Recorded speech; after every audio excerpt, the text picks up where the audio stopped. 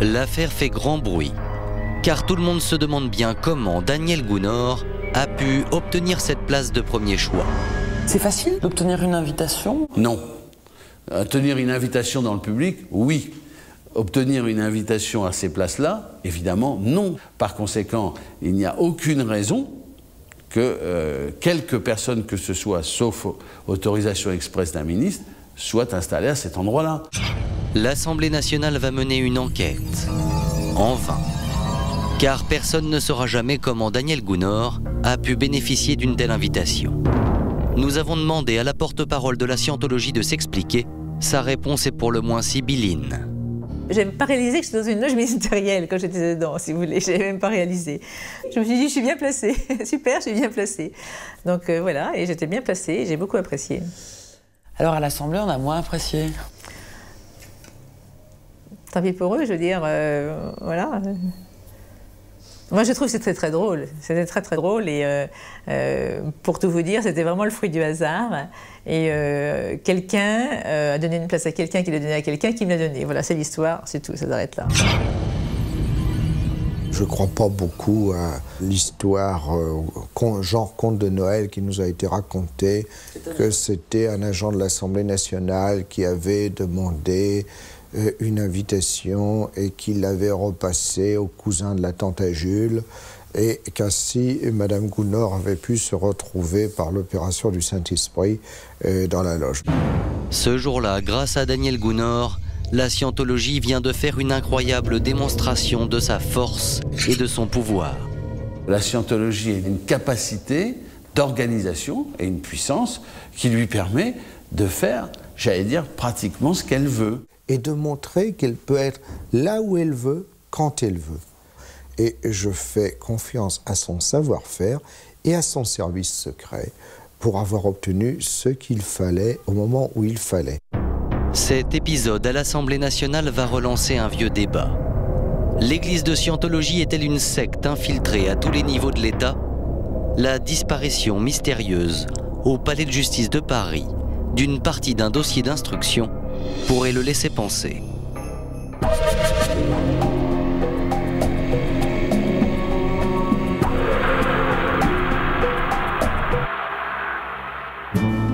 Palais de justice de Paris, à cet étage, les couloirs qui mènent au bureau des juges d'instruction sont sous la surveillance étroite des gendarmes.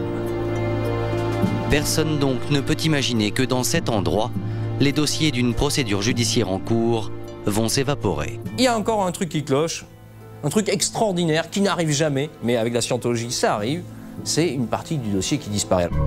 Mise en cause la juge Marie-Paul Moracchini. Tout le monde se demande comment cette juge a-t-elle bien pu perdre ou se faire voler une partie d'un dossier d'instruction.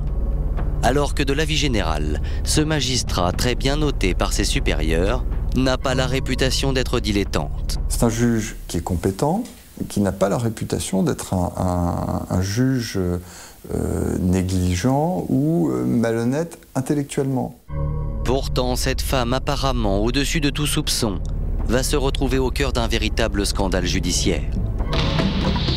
Tout commence en 1989. Marie-Paul Moracchini hérite du dossier Scientologie.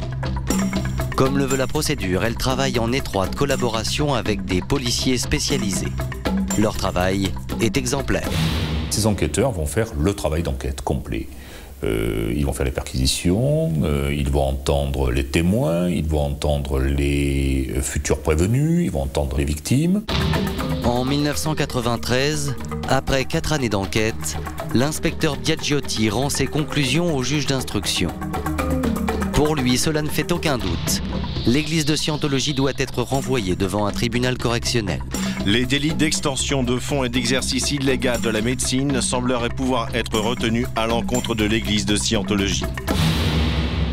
Le rapport de l'inspecteur Biagiotti est sans équivoque. Pour lui, il y a matière à poursuivre les prévenus et à faire en sorte qu'ils comparaissent un jour devant le tribunal correctionnel. Seulement voilà, ce n'est pas du tout l'avis du juge d'instruction. Contre toute attente, Marie-Paul Moracchini ne va pas s'appuyer sur le rapport de police. Elle décide de ne pas renvoyer la Scientologie devant un tribunal. Cette décision va surprendre tous ceux qui s'intéressent à l'affaire. Pourquoi on ne renvoie pas le dossier? Pourquoi le juge Moracchini garde le dossier sous le coude? C'était un dossier tout à fait solide, un dossier tout à fait classique en matière d'infraction financière et d'escroquerie, et je ne vois pas pourquoi un magistrat aurait eu un doute par rapport à d'autres procédures financières. Aujourd'hui, par la voix de son avocate, Marie-Paule Moracchini explique pourquoi elle n'a pas suivi l'avis des policiers. C'est pas parce qu'un policier dit « il me semble que l'escroquerie est caractérisée » que ça l'est. Elle considère en tant que juriste, magistrat instructeur, que les faits ne sont pas constitués juridiquement. C'est son devoir d'appréciation, c'est son rôle, c'est sous sa responsabilité. Marie-Paule Moracchini considère qu'il n'y a pas matière à poursuivre la scientologie devant un tribunal. C'est son droit. Alors pourquoi la juge ne prononce-t-elle pas un non-lieu qui permettrait à la secte d'échapper à un procès? Qu'est-ce qui vaut mieux? Rendre un non-lieu très rapidement et que les victimes retrouvent jamais leur argent? Ou est-ce qu'il vaut mieux attendre, laisser faire les parties entre eux qui sont en train de se réconcilier par la voie financière, et puis après clôturer une fois que tout le monde a récupéré son argent? En fait, à l'époque, Marie-Paule Moracchini sait que la scientologie tente à tout prix de négocier avec les plaignants. C'est le cas pour Julia et Daniel, d'anciens adeptes. Tous les deux sont contactés par la secte qui monnaie le retrait de leur plainte. Je suis contacté par la scientologie pour une proposition de transaction. C'est-à-dire? Eh bien, ils nous disent qu'ils sont prêts, mais il faut que ça aille très vite, à me rembourser l'intégralité des sommes que j'ai engagées dans la scientologie. On m'a donné rendez-vous dans un petit café, et elle m'a dit, bon, c'est entendu, on va régler cette affaire. La scientologie est prête à dépenser beaucoup d'argent. À l'époque, 500 000 francs pour Julia et près de 200 000 francs pour Daniel si tous les deux retirent leur plainte. C'était eux qui me donnaient le texte de ma renonciation. Et donc il y a joint à la transaction un modèle de lettre qu'il faut recopier à la main, qu'on adresse au juge d'instruction et dans lequel on lui dit qu'on se désiste de sa plainte. C'est cette lettre de désistement, à rédiger à la main, que les plaignants envoient à Marie-Paule Moracchini une fois la transaction réalisée. Je vous informe que j'ai résolu le malentendu qui existait entre l'église de Scientologie et moi-même. Je me désiste de toute action à leur encontre et retire ma plainte. Julia et Daniel ont tous les deux refusé de signer cette lettre. Pendant cette période, Marie-Paule Moracchini reçoit des dizaines de courriers émanant d'anciens adeptes qui retirent leur plainte. Le dossier qu'elle instruit se vide. Il n'y aura bientôt plus matière à poursuivre les scientologues. D'autant qu'apparemment, la juge a peut-être favorisé ces transactions entre la secte et les anciens adeptes. C'est dans son bureau qu'elle m'a dit si la scientologie vous rembourse 500 000 francs, est-ce que vous retirez votre plainte? Et je lui ai répondu oui. S'il me rembourse 500 000 francs, je retire ma plainte, mais ce qui ne m'empêchera pas de témoigner et de continuer à dire que les scientologues sont des escrocs.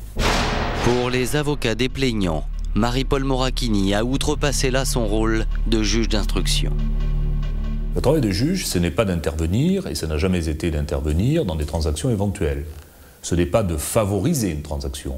Ce n'est pas de dire à une victime, vous savez, vous feriez mieux de transiger. Finalement, ça durerait moins longtemps, et puis peut-être qu'il y aurait moins de risques pour vous de ne pas être indemnisé un jour. La scientologie négocie avec les plaignants. Effet étonnant, le magistrat instructeur laisse faire. Du coup, l'instruction reste au point mort. Au palais de justice de Paris, l'attitude de Marie-Paule Moracchini est montrée du doigt, d'autant qu'un événement va jeter le discrédit sur sa réputation. 12 octobre 1998, c'est la stupeur. Sur les 10 volumes du dossier Scientologie, 1 tome et demi de l'instruction s'est volatilisé. On peut concevoir qu'on perde des tomes du dossier. C'est-à-dire des chemises avec des feuilles dedans, fermées par une sangle. Ça tombe par terre, ça reste sous un radiateur, en haut d'une armoire, je conçois.